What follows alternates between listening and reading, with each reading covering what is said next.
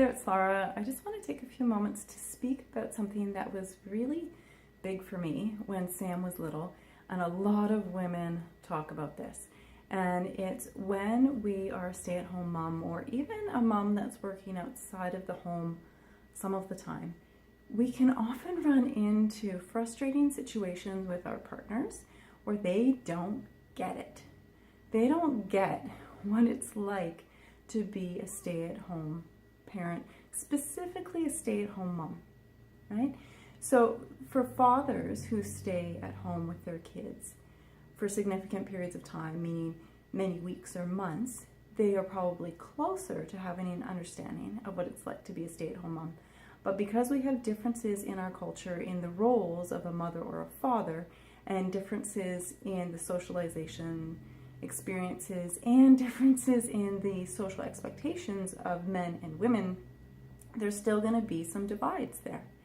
And I want to speak about this, A, to validate you. If you are running into this frustration in your partnership, you are not alone. It's really, really common.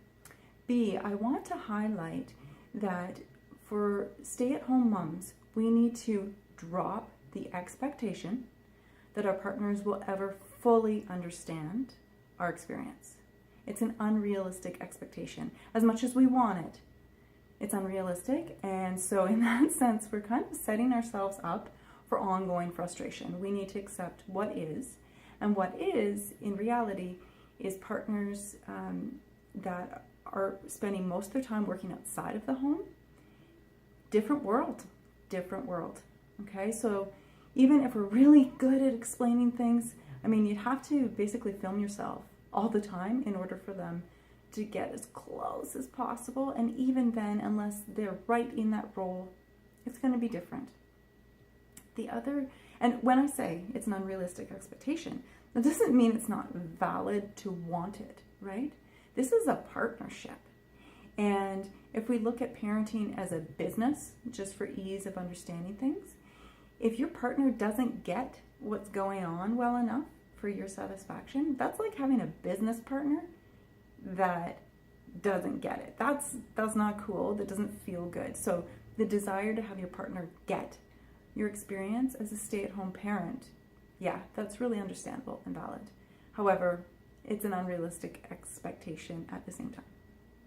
The third thing I want to say is it's nobody's fault. It's not your fault that you're having this life experience.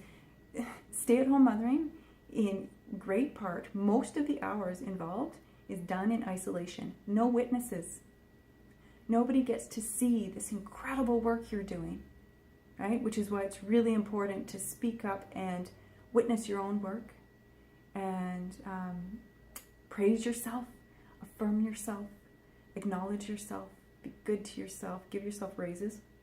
Meaning, yeah, you're going to have that really delicious meal for lunch. Where was I? So, lost my train of thought. There's going to be an edit here. So I was saying it's nobody's fault. It's not your fault that you're living your life experience. It's also not your partner's fault that they're living theirs. Okay? Meaning, you've got different roles that you've worked out, and that's how things are functioning well for your family and how you want things. Or, you know, sometimes we don't always get what we want, but we're getting through and we're doing what we have to do, right? And also, you have experienced different social conditioning. And if you're in a male-female partnership, yeah, there's lots of areas of life that you will never fully understand in the other person. So, assuming that you've got some moms around you, make sure you reach out. You do need those sisters that get it, that are living very similar life experiences where you can really share the realities. It's, you know, speaking as a self-employed person, sometimes it's very isolating that people don't understand what I do. Who can I talk to about the realities of my life? I mean, I have a fabulous assistant in Megan. If you haven't heard of Megan yet, excellent human being. And, you know, every once in a while I can have those conversations with other self-employed people, but sometimes it's really isolating. The same could be true of stay-at-home mothering, right? At least there's more stay-at-home moms out there, meaning more people in that same business of parenting full-time that you can connect with and get some support from. And be gentle with yourself, be gentle with your partner, be forgiving and understanding. If you are a partner who is primarily working outside the home and somebody is asking you to watch this video, then I want to say to you, believe her. Believe her when she describes her day. Be compassionate and kind if she's had a rough one. Okay? She's not making this stuff up. And while things might look easy from the outside, or one might think, oh, what, you don't even have to leave the house in the morning. You've got a good deal. Believe me, friends, sometimes that is not the best deal. So be good to her.